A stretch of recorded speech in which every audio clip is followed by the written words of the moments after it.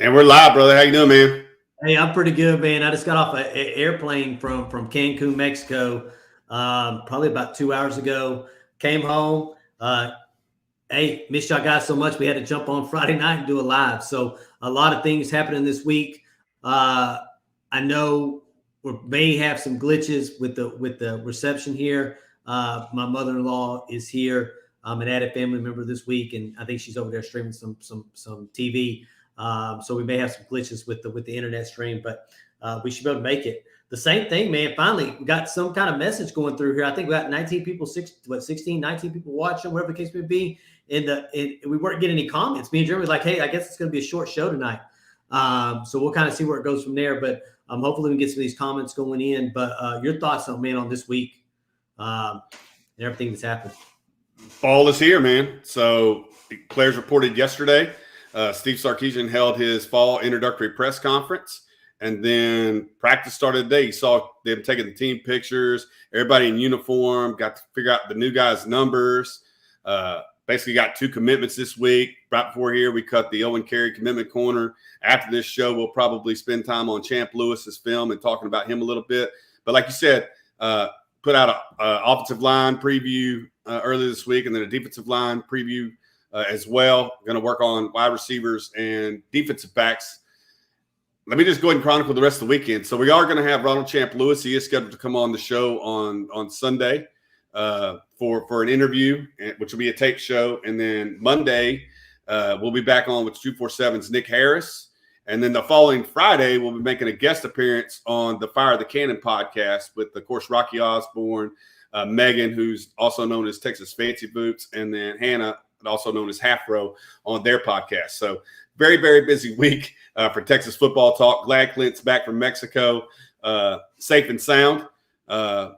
Just ready to get rocking and rolling, man. Football's here, and let's go.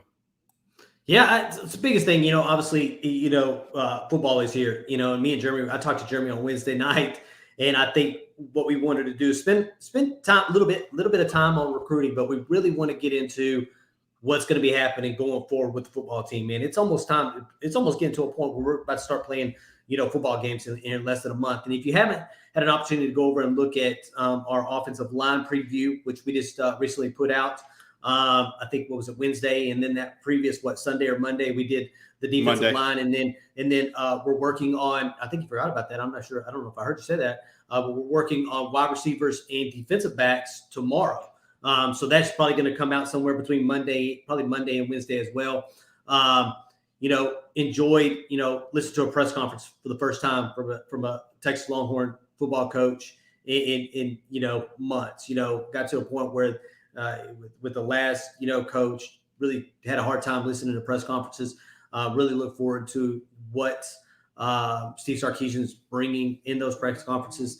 One of the biggest things, man, is I want to bring up something, and that's the conversation that Steve Sarkisian had on when they asked him a question about mental health and sports psychology. Means a lot. I can tell you, coming from someone that served 22 years in the Army, that stuff is real. You know what I'm saying? And I can tell you from doing this YouTube video or YouTube channel and what we've had to deal with over the last year is nothing compared to what those guys deal with. But we have to deal with our trolls too, man. And I can tell you, sometimes there's you want to be able to lash out on some of the comments or whatever the case may be, but then you realize that you have to kind of keep it professional, and you cannot do that. And that's what he's talking about when being on social media all the time and hearing the good and hearing the bad and those things that me and Jeremy would have talked about on Wednesday and let's say Monday at the office, over lunch, now is blasted all over, social media, man. Your thoughts on some of the things these guys kind of deal with from a really a mental standpoint? Yeah, he's 100% correct that what we used to talk about around the water cooler, and it would stay, me to you, didn't get heard by the players. Like you said, they would come out and do an interview once a week, or they'd have a media availability if they were one of the starters, and they would get asked questions. But me and you had a conversation, I think it was Wednesday or Thursday, when we felt like we were going to lose the safety out of Beaumont, Bryce Anderson, which we did today. And then they immediately made an offer to another kid, and it immediately got discounted, that we're settling for this guy because we didn't get this guy. I need you guys to go back and watch some of the tape of Owen Carey. I need you guys to go back and watch some of the tape of Ronald Champ Lewis and understand. And that's where me and Clint kind of got into it, I'll be honest with you, about the facets of coaching and what's important.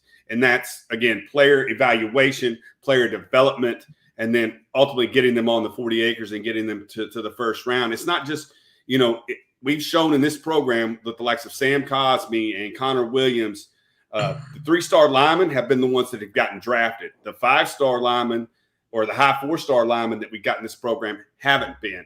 But these kids hear this from the time they're offered as juniors, that, they settled on you because they didn't get this guy, which is, to me, a little bit.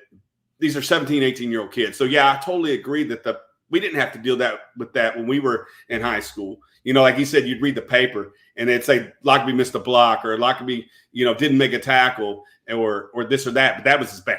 That is a guy. It was one person's opinion.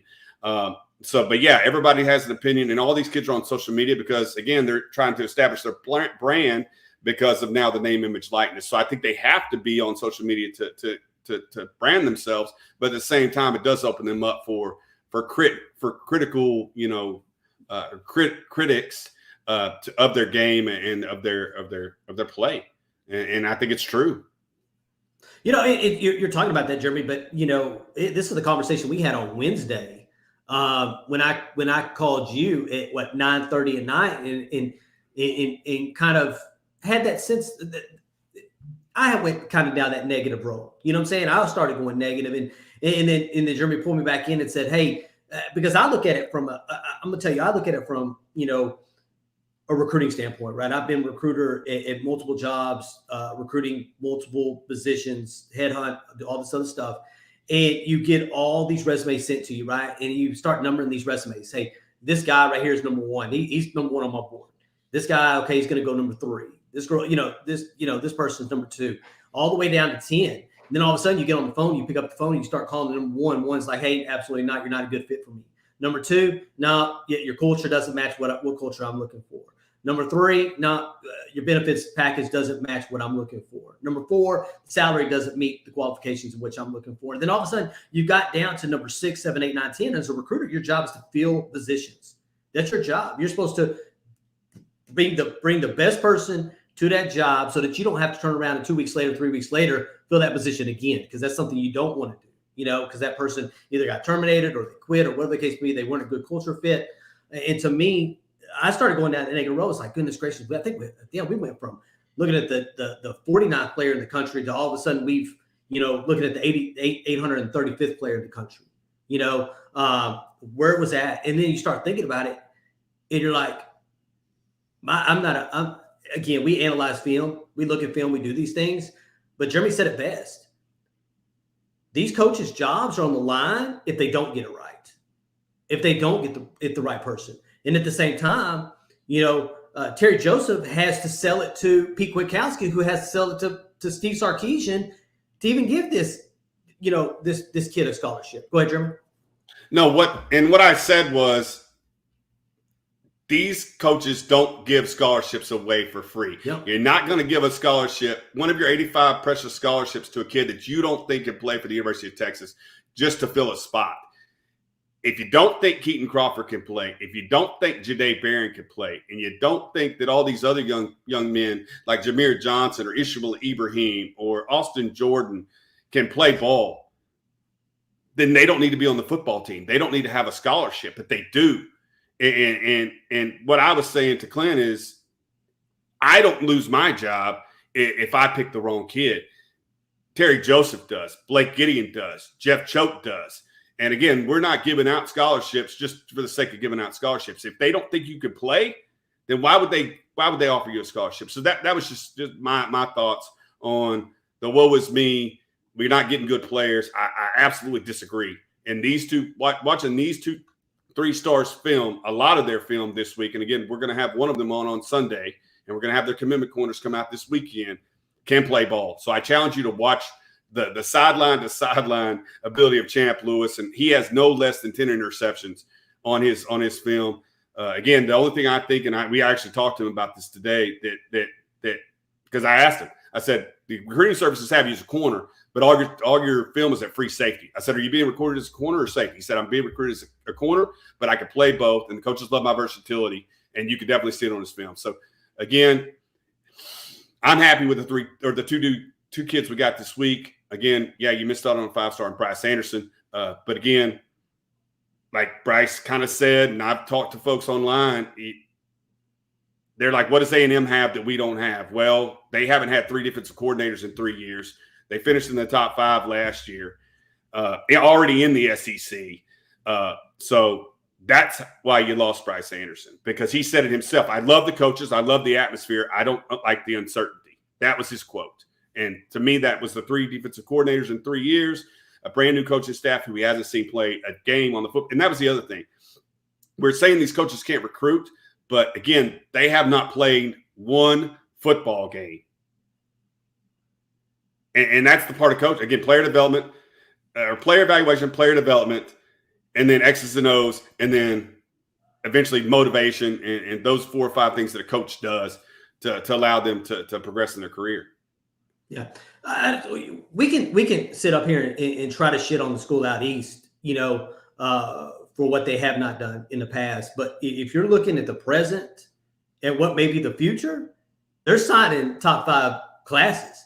And it wouldn't surprise me if they didn't sign another top 5 class this year. Because with that head-to-head win with Bryce Anderson, you're probably have an opportunity to probably get, Bear Alexander. There's another guy, 5-star. Harold Perkins, another one. And the list goes on and on and on. I don't know how many 5-stars they had at their barbecue. I think it was upwards of maybe 15 to 20 5-stars. Had Walter Nolan, top 3 guys in the nation was at their barbecue. So we'd be fooling ourselves to think that they haven't done anything, because they're coming off a 2018 Texas Longhorn season where you won 10 games and you beat a Georgia in the Sugar Bowl. Now they have to back it up with another season. And if they don't back it up with another season, then the uncertainty starts kicking in with them.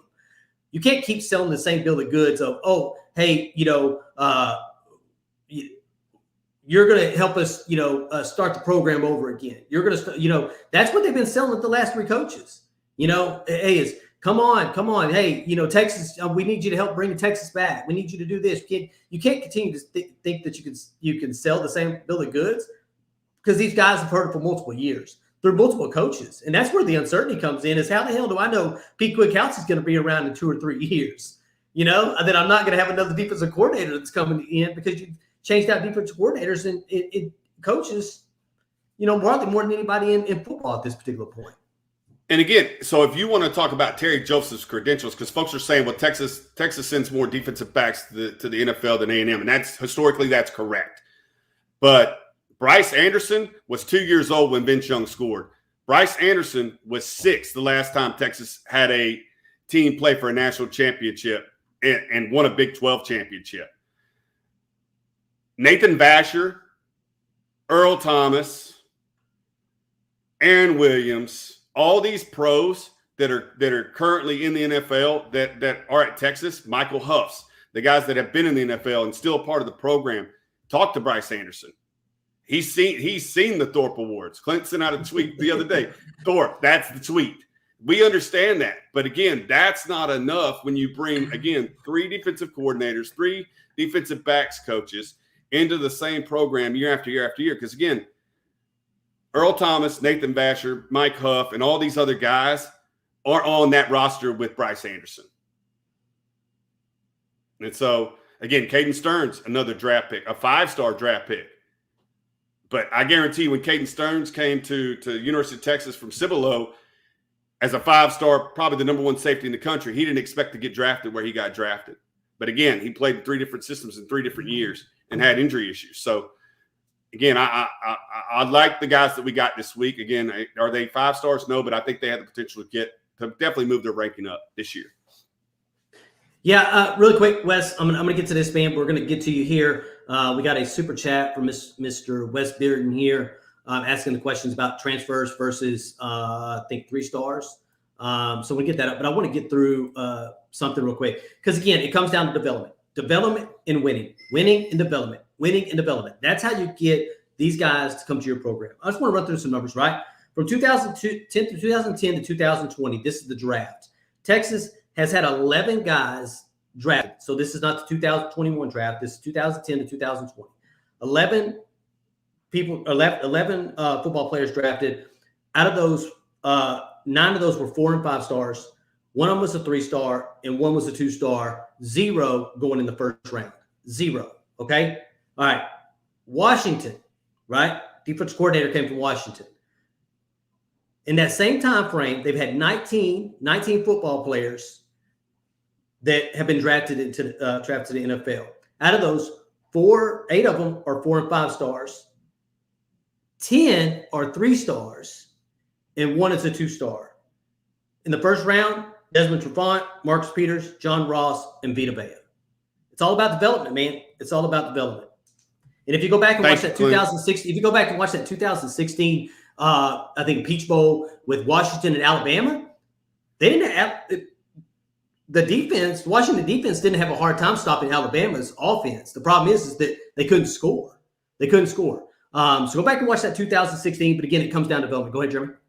No, absolutely phenomenal stats. And when you sent me that the other day, I was like, that is unbelievable. That is exactly what makes great football teams. Is regardless of the stars that you have beside your name when you get on campus, that you're able to develop. And you said 4 first-rounders to 1. 10 3-stars got drafted.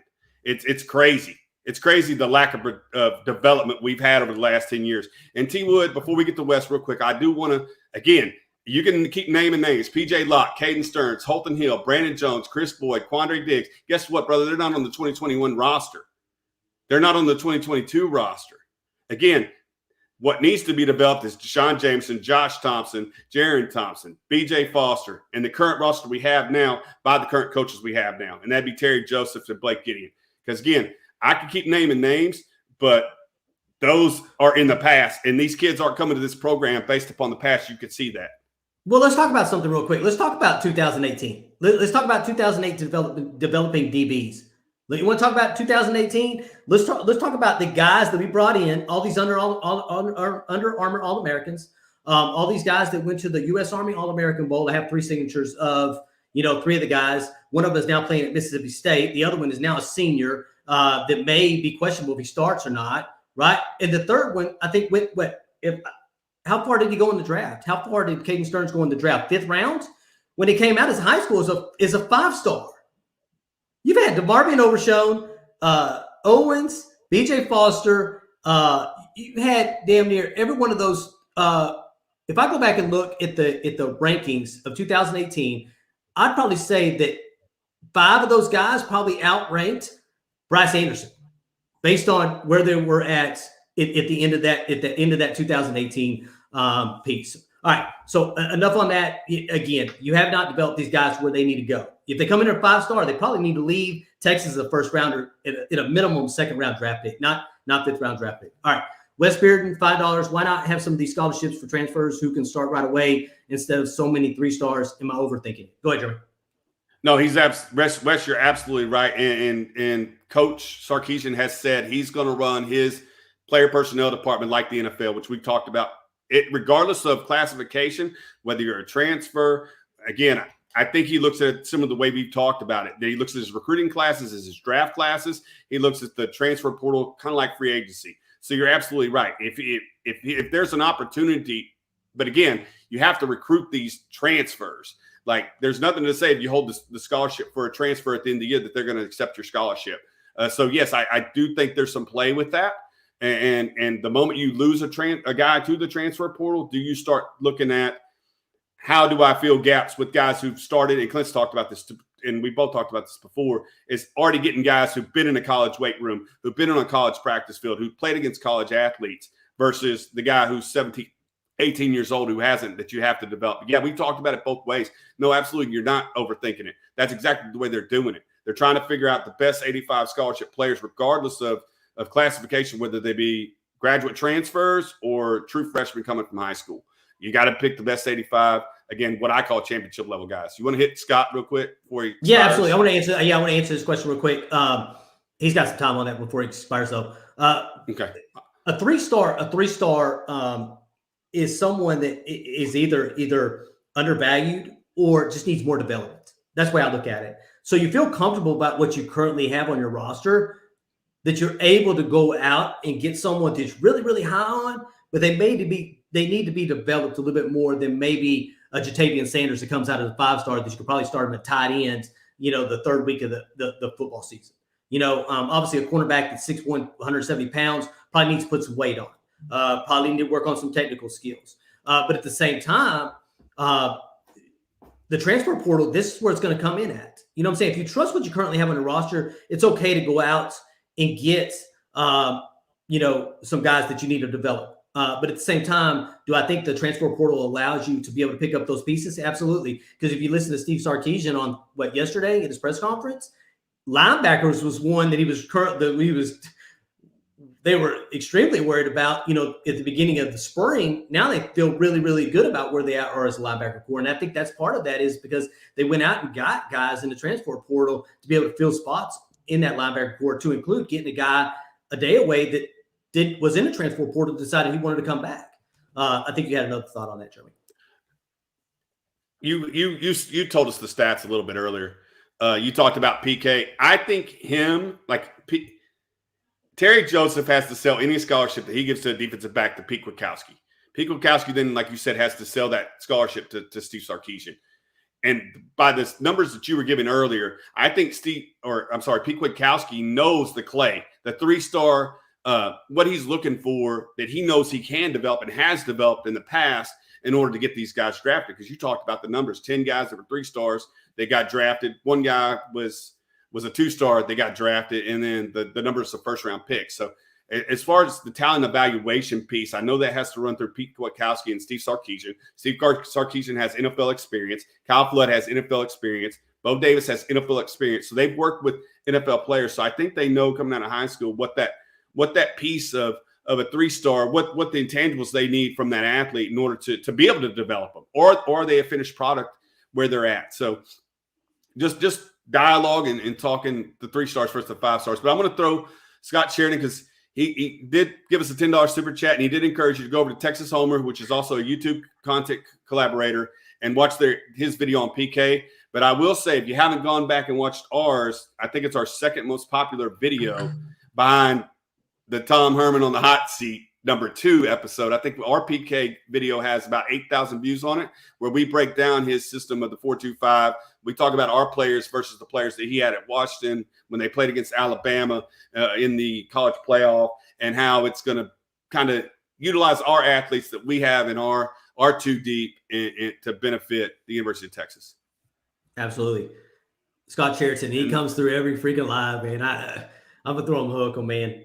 Candace Queen Bee, she didn't realize I was going to throw these stats out because she doesn't have a question, or she's not really saying anything. Candace, these are for you. I'm going to throw some more stats out here. I've been kind of a stats guy. I was sitting on the beach there drinking some cocktails and mocktails in Cancun this week. I just want to run something by you. It's one of these questions I posted on Twitter this week. There's not a lack of talent on the 40 acres. What is the issue? Is it coaching changes or developmental issues? Blue chip ratios. Let's talk about blue chip ratios. And if you don't know what a blue chip ratio, that's the number of 4 and 5 stars you currently have on the roster in any given year. Okay. In 2020, Texas had 64% of their roster were considered blue chip guys. All right. 64%. LSU won a national championship, 64% in 2019. In 2018, Clemson won a championship with 61% of their team being blue chippers. 2016, at 52%, Clemson won a national championship. 2014, Ohio State, 68%. 2021, your University of Texas football Longhorns are currently at 66% blue chips. What the hell is going on, man? So, and that's why when Steve Sarkisian was asked at his introductory press conference yesterday, do you have a championship roster? His answer was yes. And he said, it's up to us. Again, a guy that takes accountability, not so sure the last guy did that. A guy that takes accountability says we have to make sure they play like that each and every weekend. So your new head coach believes that the talent that he has, the 120 guys that suit up on Saturdays and the 85 scholarship guys have a chance to compete for a championship. And we feel that way too. Again, we still have yet to do our season predictions. You guys have heard us talking about them if you joined our show. There's 2 games that we feel that are out there that I project right now as losses, and that's Oklahoma and Iowa State. But I think there's in no way can Texas not compete with those two football teams and be at a championship caliber and find themselves in that game in December. And that's not orange colored glasses. That's taking the stuff that you're talking about, the talent that's on the roster, knowing the coach's track record and their ability to develop and make the most of their talent, and then just hoping that we're – and hope is not a method. Hope is not a leadership method. Hope is not a coaching method. But just understand that these players, a lot of them, the two cornerbacks we're going to talk about this weekend are seniors. And this is their last hurrah. And they're great leaders, Deshaun Jameson and Josh Thompson. The leadership on this team, I believe the coach thinks is where it needs to be. The talent on this team, he feels like he's got the right coaching staff. Just got to put it all together. But thanks for the $9.99, Queen Bee. Absolutely. Thank you. Michael, here we go. Just shows how important it is to have a great quarterback. And those teams, you go look at them, they have really good quarterbacks in those national championship teams, right? But it's also schematics, man. It's also about scheme. It's about, obviously, if you're looking at that 2019 LSU football team and Joe Burrow, hell, I think he came out, he went in a 4-star at Ohio State, sat behind two guys, and then transferred to LSU and fell into the right scheme. Really fell into the right scheme with the players around him, which I think a couple of those guys were not 4-star wide receivers coming out of high school. I think what went highest in the NFL draft, if I'm not mistaken, was a 3-star. A 3-star that was not recruited by a whole bunch of other guys, man. So it's about scheme. It's about quarterback.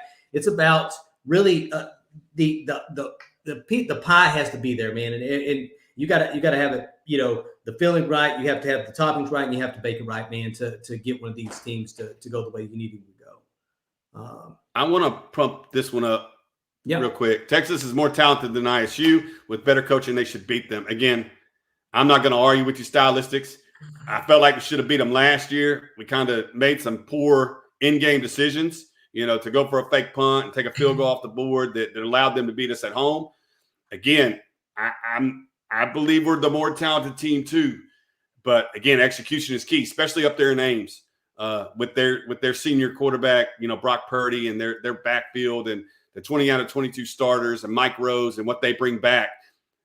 Those two football games are winnable, yes. But again, I think you have to bring your A+ game for both the Oklahoma game and the Iowa State game to be able to pull those out. Just my thoughts.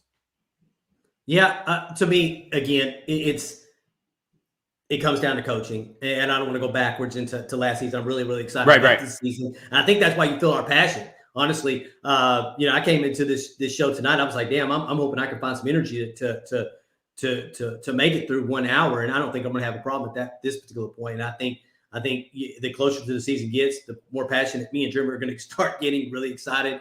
But yeah, it comes down to coaching, if you're, but it comes down to, your players too. You had, their players saying we're playing with a 5-star. What did he say? 5-star. We're playing with a 5-star mentality as a 3-star recruit. Are you hungry? Brees Hall. Was it Brees Hall that said that? Yep. I think it was Brees Hall. Let me pop up Richards real quick. Again, schematics is everything, and we talked about that. Are you playing?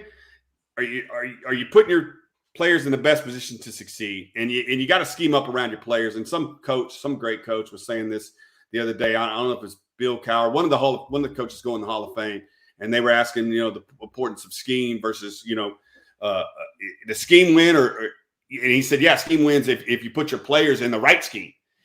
Understanding who you have and scheming around your talent.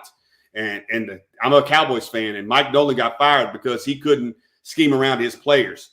His players are going to conform to his scheme regardless of their skill set. The great coaches like Pete Kwiatkowski and Steve Sarkisian and Clint put out a tweet yesterday. What are you more excited about? Steve Sarkisian's offense or Pete Kwiatkowski's defense? And I think it ended up like 55-45 or 60-40 one way or the other. But absolutely agree. Put your players in the best position to insinuate their talents. That's the scheme you run. And I feel like these coaches will do just that. And by the way, he's watching from South Korea. And I'd like to know where you're at, man. Are you Area 1, Area 2, Area 3, Area 4? And if you've been to Korea and you're in the Army or maybe in the Air Force, whatever the case be, I'd like to know where you're at there in South Korea. I can tell you, being in Germany, we're in your same position here a couple of years ago, watching YouTube videos from South Korea. This is one of the reasons why, Jeremy reached out to me last year around this time and said, hey, man, do you want to do this? And we said, absolutely. So same thing, Mark B's in Japan. I don't even know what time is it over there? Do we know? Oh, shoot, man. Kunsan. So that's your Area 4, right? That's down south. Area 4, yeah. I was in Daegu. Yep. And I was in 3 up at Hump. I think it was 3 back then. I think Seoul was still the Area 2, and then down there at Humphreys, Pyeongtaek was where I was in Area 3. But yeah. 10 a.m. 10 a.m. he said.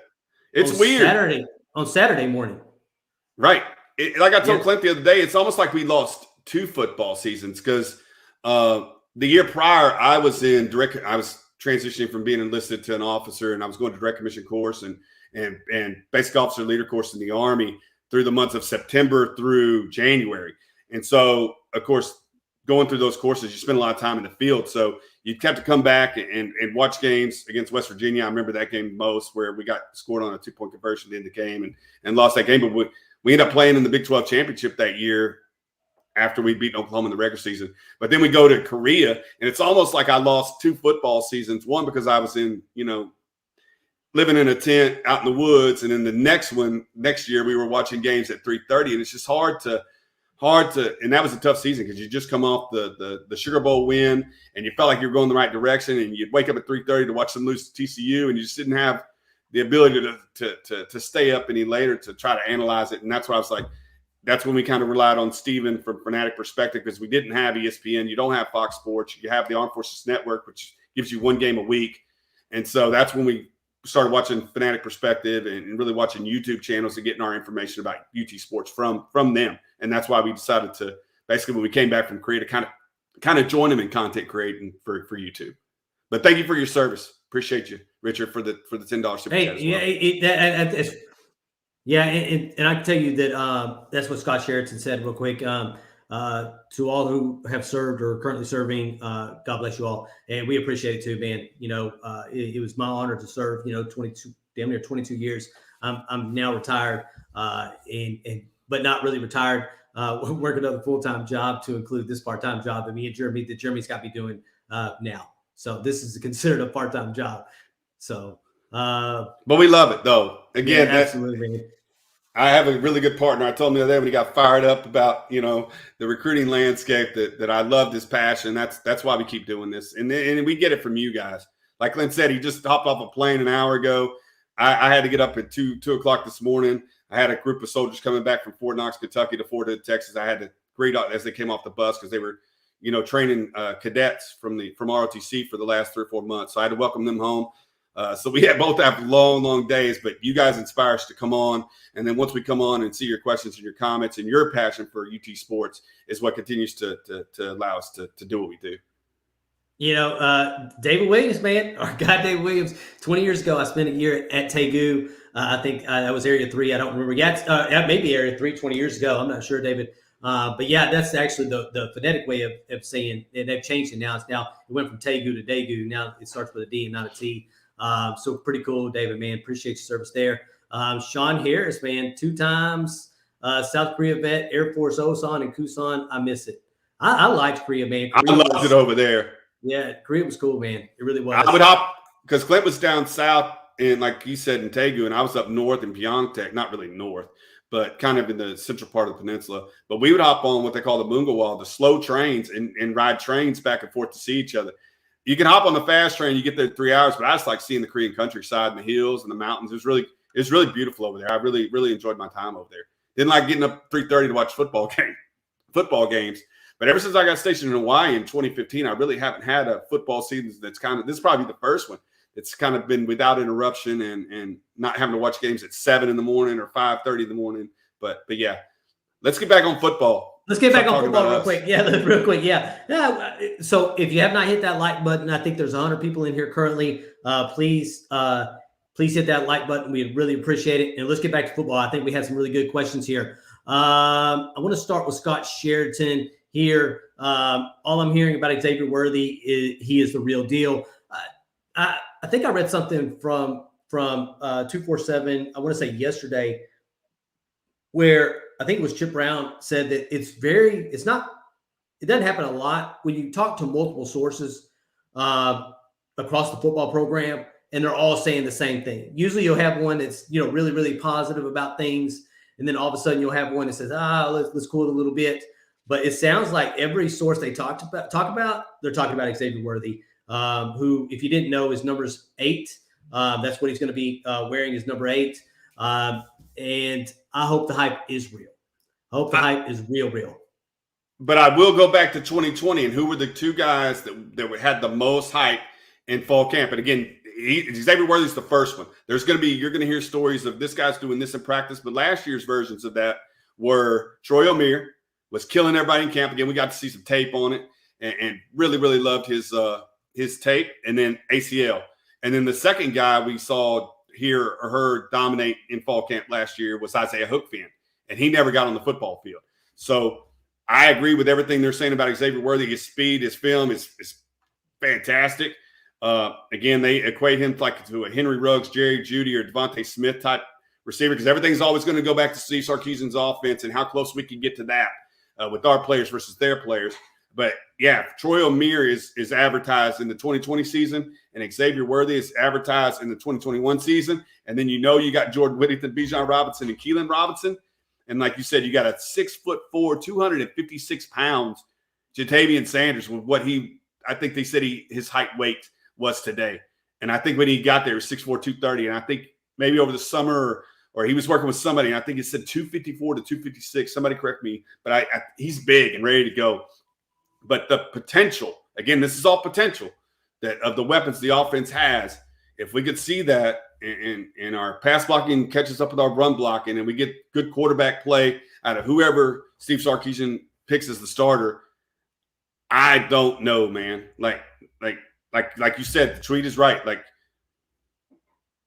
I don't know which one I'm more excited about. Like, classically, me and you are defensive guys, and we always go to the sides of defense, so I'm excited about that. But I could definitely see why fans would be fired up about watching these weapons work under Steve Sarkisian. But again, they scored 40.7 points a game last year. So, to me, I put out the tweet. I think it was. I don't remember what the numbers were. I know it was offense. People were more excited to see the offense than the defense. To me, I think we have to look at it like this. Again, offense wins games, defense wins championships, man. I think the biggest thing right now is that I don't think Steve Sarkisian is going to have a hard time scoring 40 points a game, 35 points a game, whatever the case may be. We have to minimize how many points we're giving up per game. You know what I'm saying? We can't go in there and give up 28 points per game and think we're going to win every game. I think we need to get that number down. To me, because again, I'm a defensive guy. I'm more excited to see what PK can do with that defense from a schematic standpoint, more than I am what Steve Sarkisian can do with the offense, because I think the weapons are there. You can actually look at the weapons and see the weapons and what you have on the offensive side of the ball. Obviously the quarterback is one of those things that's kind of still up in the air, and we'll probably know about that based on what his timeline is. I think he said 2 weeks we'll start preparing for within that the last 2 weeks we'll start preparing for Louisiana. I think you'll know who the starting quarterback is about that 2 weeks from Louisiana. Yeah, I always said 10 days because I thought they would prep 10 days before Louisiana. But he sounds like he said this is the 4th time they're installing their plays. So at this point in time, there shouldn't be any hiccups in his mind. Like people should know where they're supposed to go. People should be able to block who they're supposed to block. People should be running the right routes at this point. And so install's over. So so essentially he's giving himself 14 days. And you're absolutely right. The moment they start game planning for Louisiana is the moment that Casey Thompson or Hudson Carr will be named the starting quarterback. I wanted to throw this one up real quick. Does the staff care if they're winning recruiting battles within the state, or is it their focus on recruiting nationally? I will tell you that this group of coaches has done more going out of state and gone to Virginia and gone to California and gone to Washington State and gone to Louisiana. The last 2 commitments that we have are out-of-state commitments. You guys understand that, California, Louisiana. So I think they do cast a wider net, but do they want to win the battles for the premier athletes within the state of Texas? Absolutely. Again, he equates his player personnel department like the NFL. That would be like not taking the best guy on your board if you have a draft board of draftees, because that's the way they look at the recruiting classes, like a draft. And same thing with the transfer portal. You know, you're going to go out to the best guys. And so, yeah, I know they care about winning within the state, but I think they do cast a wider net compared to coaching staffs we've seen at University of Texas before.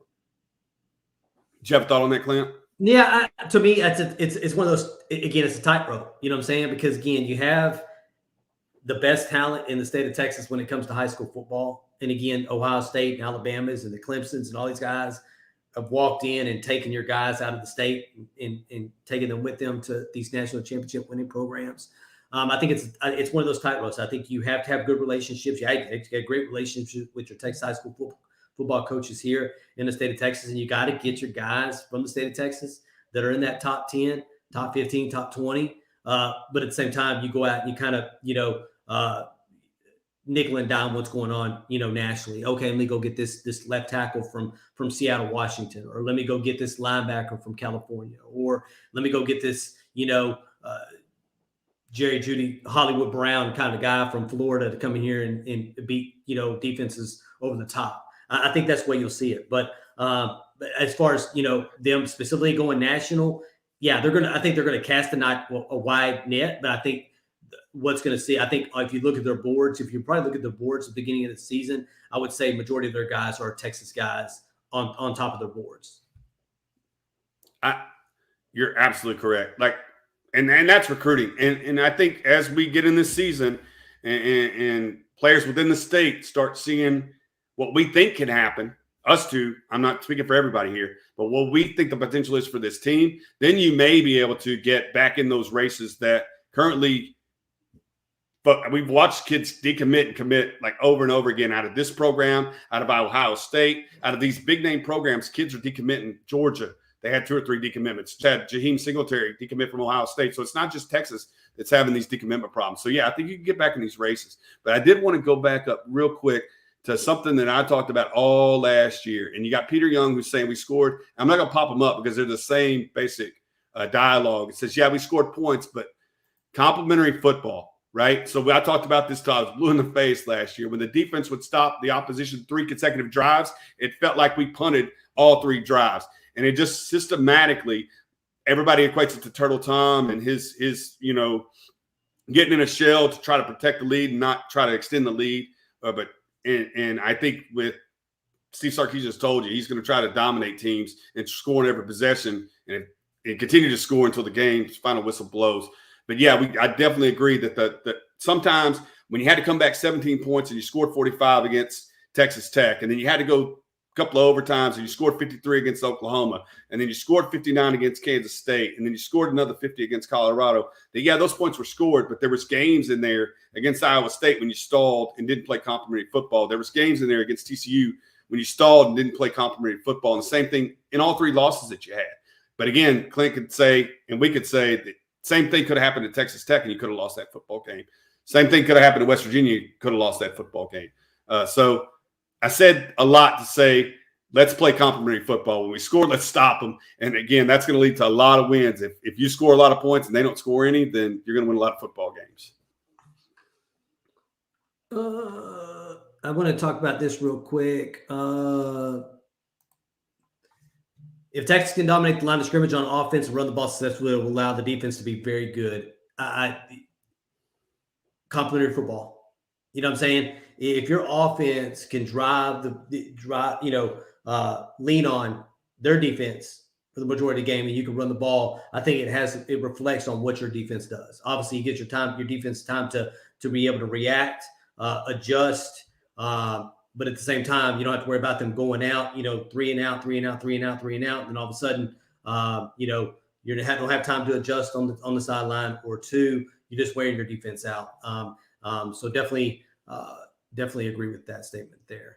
I want to pop up Tracy's real quick, and I want to go back to David, because David was talking about offensive line. And David, if you go back to if you haven't seen our offensive line preview podcast, please go back and watch that one. And David writes a comment in there that's a couple paragraphs long, but he has the youngest offensive line. Like, we had our starting 5 currently as Jones, Angalau, Majors, Okafor, and Kerstetter. If you go back and look at David's is a lot younger than us. He has Christian Jones, correct me if I'm wrong, David, Christian Jones, Isaiah Hookfin, Jake Majors, Andre Carrick, and Tyler Johnson. He has Kerstetter sitting and Junior Angalau sitting. So go back and watch his thoughts on that. But yeah, very, very cool articulated point. And then he comes up with the youngest 5 that I can imagine for Texas having next year.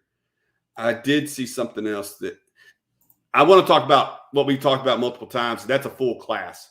So right now we have 17 commitments, if I'm not mistaken, 16 or 17. And so generally a class of a recruiting class is generally 25 to 28 scholarships, max 28 probably. You're at 17 now. I just wonder, with several other commitments that we think may go Texas way sometime before December. I just want to know if this class gets full, if you have 25 commitments. Again, we talked about it, and Texas does play the way we feel like they're going to play. What do you do if somebody that's of that 5-star ilk decides to decommit and wants to come play for the University of Texas? Like I see that as a scenario as we get closer that couldn't happen. Just I don't need you to answer. Just food for thought, because this class is filling up pretty doggone quickly, and you still have holes in my mind. You still got to find a tackle or two. I think there's still an interior offensive lineman out there that you're probably going to look to get. I think running back's good. Maybe another couple of wide receivers. We talked about. I think our linebackers, we think we're good now. I think we got to go back and get another secondary guy probably, and then I'd have to go back and look and see exactly where the scholarships need to get distributed. But you understand my point. Yeah, but I want to add something to that though. There's something else that if you have an opportunity to go, I mean, if you're playing for a Big 12 championship or win a Big 12 championship this year, right? And it sounds like Oklahoma may have some issues with their offensive line. If I've read that correctly over the last week, I think one of their guys that they're expected to start this year may not be able to not be eligible. I think I read that somewhere, and y'all can tell me if I'm wrong there. And then somebody talked about, what does Brock Purdy and Breece Hall got behind them? What if something was to happen to them? You know what I'm saying? The injuries play big parts in championship winning seasons. You know what I'm saying? And things kind of dominoes have to go right. But what happens if Texas goes out there and they play for a Big 12 championship? They went out to win 10 games, 11 games. Imagine going into the SEC. Imagine how many of these guys committed to programs with a one-time transfer. They're going into their freshman year that says, you know what? Hey, I'm a left tackle. Texas needs a left tackle, or they're looking for left tackles. Who's to say that the transfer portal doesn't open up to Texas from that standpoint? To me, I think you're going to see a lot of that. That hey, I'm in this program that's in one of the lesser conferences. I'm going to say it like that. One of the lesser conferences. Looks like they may need some more guys on their line. They're going to the SEC. They offered me before. What do they think about me now? And they opened up the door to that. That's something else. Not just high school commits, but transfers too, man. And again, I think that's why you have to. Your personnel departments have gotten so much bigger. Like you almost have, let's just call it in NFL terms, you have your NFL scouts, right? So as you're getting close to the end of training camp, I have an offensive guard that needs to be replaced because he's out for the year. I need my NFL scouts to go scour the rosters of possible cuts from other teams to fill that left guard spot. And at the same time, you got to have what would be your draft scouts looking at the draft and trying to fill those positions of need through the draft, which would be your recruiting cycle. So that's why I think your player personnel teams now in college football are 5 or 6 folks. You got 2 or 3 guys that are concentrating on what would be college recruiting, essentially, like transfer portal, like who's in the transfer portal, will they fill a need, can they work in our system, can they fit our scheme, and then at the same time, you got your other guys who are doing the same thing for the high school programs. Do they fit our scheme? Do they have the size, speed that we're looking for to play this position? And did they come from a system that would be an easy translation from their high school system to the college system? Or just those things that you have to look at when you're talking about player evaluation and player acquisition. Because again, I'm going to use NFL terms because that's exactly what we're doing.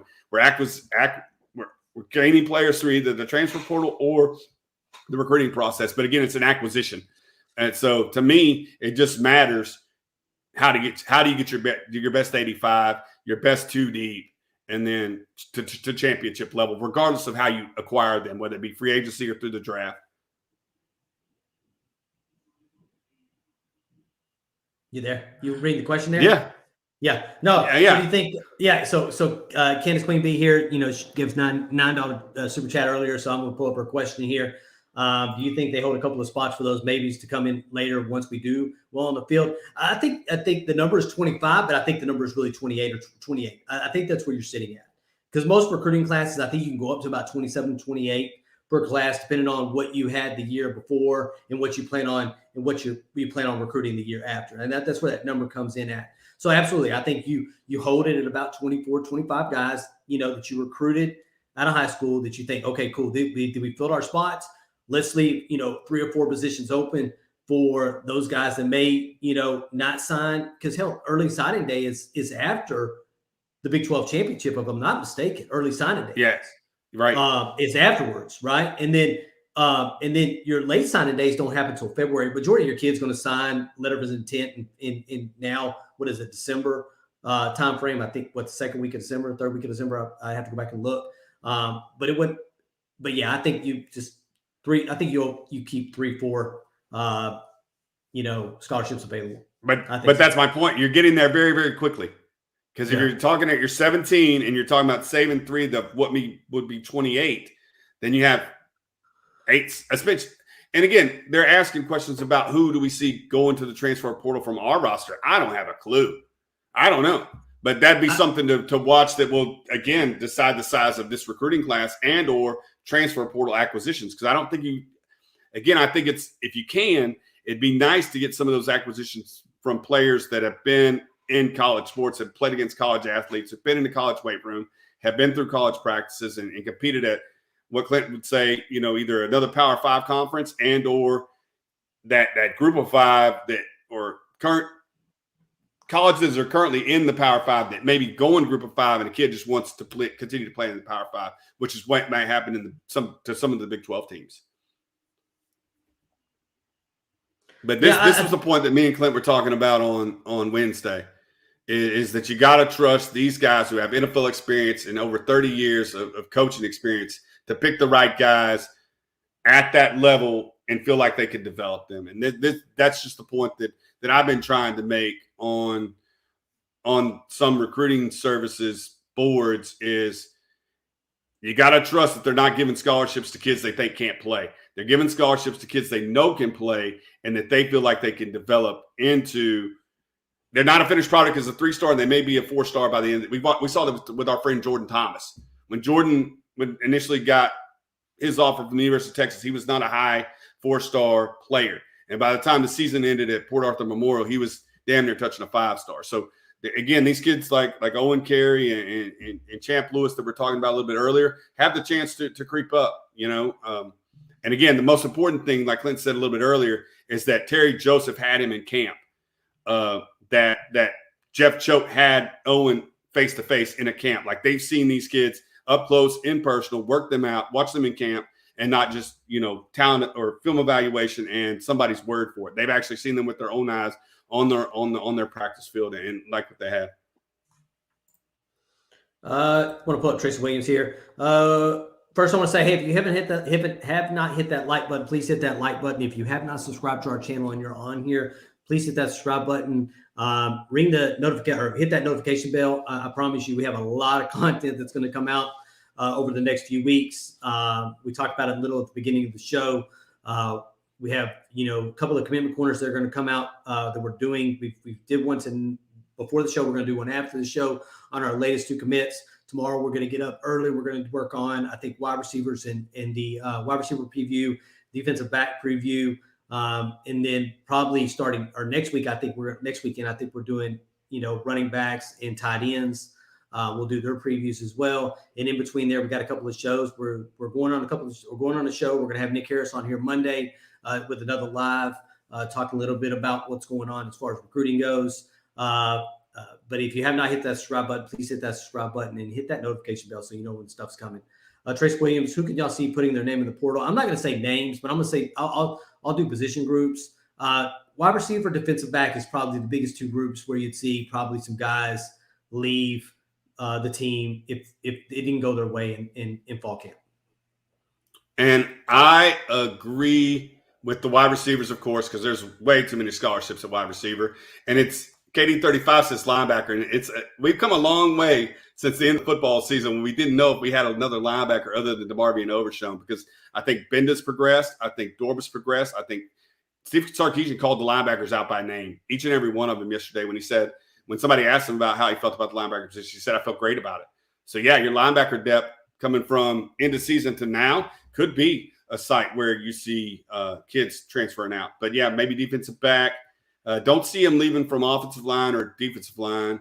The tight end room's getting pretty big. If Jatavian stays at tight end, you may see one guy leave the tight end room. But yeah, I think wide receiver, with as many scholarships as we have devoted to wide receiver, and us saying we're not going to use the revolving door, everybody gets to play theory this year, you could see a lot of those guys leave the program.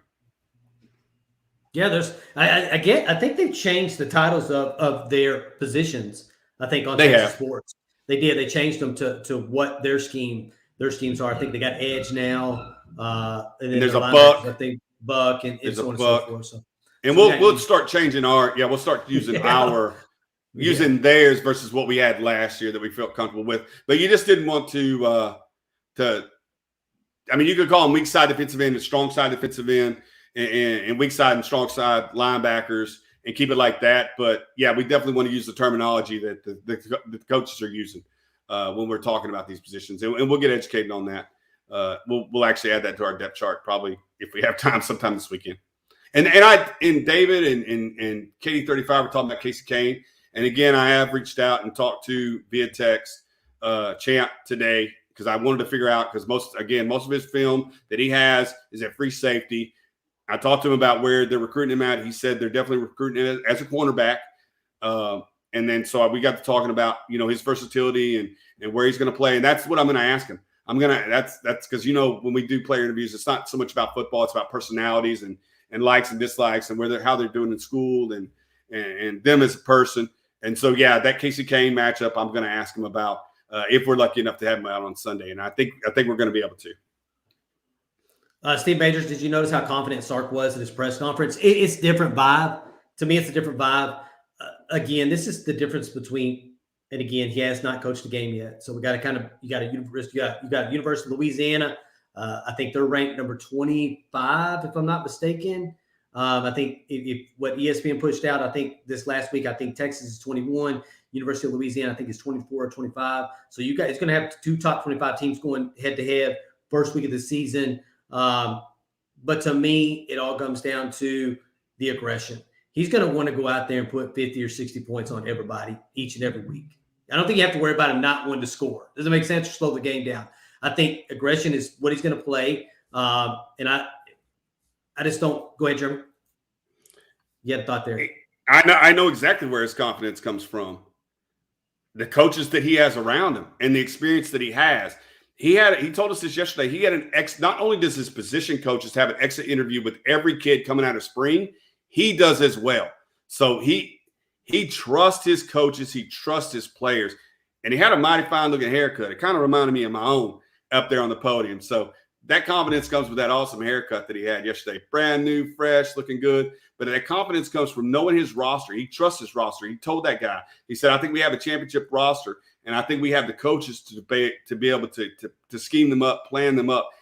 Why wouldn't he be confident? You said he has a 66% blue chip ratio. He trusts that him and his coaching staff can get what we've asked for others to do with the same type of talent level. Like you said, but got to play football games. It's all fine and dandy in August. We'll see what happens starting September 4th because that's where the rubber meets the road. That's when it all matters. Damn, man. It's getting exciting. It's getting exciting. These reports are going to start coming out about fall camp. You have to dig all into them. Sounds like, I think some, folks were talking about the tight ends here earlier. It sounds like they're doing some things, but yeah, I'm definitely excited moving forward. I can tell you that we're going to have quite a bit of shows and quite a bit of lives from this point on. And then we'll obviously stick to our Saturday nights or Saturday days, whenever they are, whenever the game finishes. We're usually on about 30 minutes afterwards.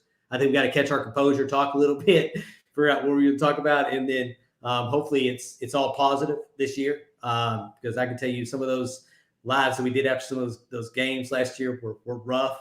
But you just feel really good about where this coaching staff is. We'll see when Coach Sarkisian allows, defense and offense, or obviously defense and probably Kyle Flood talk a little bit on the podium to see what their thoughts are, man, about where their defense stands at, where the offense stands at from Kyle Flood's standpoint. But yeah, wholeheartedly agree. I do want to tell you guys, like Clint said, we did do our Owen Carey commitment corner prior to this show. You're going to see that Clint, like he said initially in the first 5 minutes, he was having a little bit of internet issues. He does have family in town that's using up his bandwidth, but it was really, really good conversation. So I don't want to retape it because it's really, really flows. So you'll notice that Clint kind of zooms in and out. He gets a little fuzzy in the Owen Carey commitment corner, but please check that one out. As soon as we get off of here, probably going to take a water break, and then probably do Champ Bailey. If he's Champ Bailey, we're really, really good. But Champ Lewis's commitment corner, again, the defensive back. I'm calling him defensive back because I think he can play both positions from New Orleans, Louisiana. Like Clint said, we're very, very busy. Set your notifications. If you haven't subscribed, please subscribe. Please hit the like button. Let others know we're here. We're within 30 days of playing football, and I couldn't be more excited. Yeah, I'm ready to suit up my damn self. All right. So, hey, we hope you enjoyed this show tonight. Like Jeremy said, please hit that like button. Please hit that subscribe button if you have not hit the subscribe button. You can find us on Twitter at Texas Football Talk, on Facebook at Texas Football Talk, and on Instagram at Texas Football Talk. We'll be back on Monday live, so please don't miss it. And y'all have a wonderful rest of your weekend. Hook 'em. Hook 'em.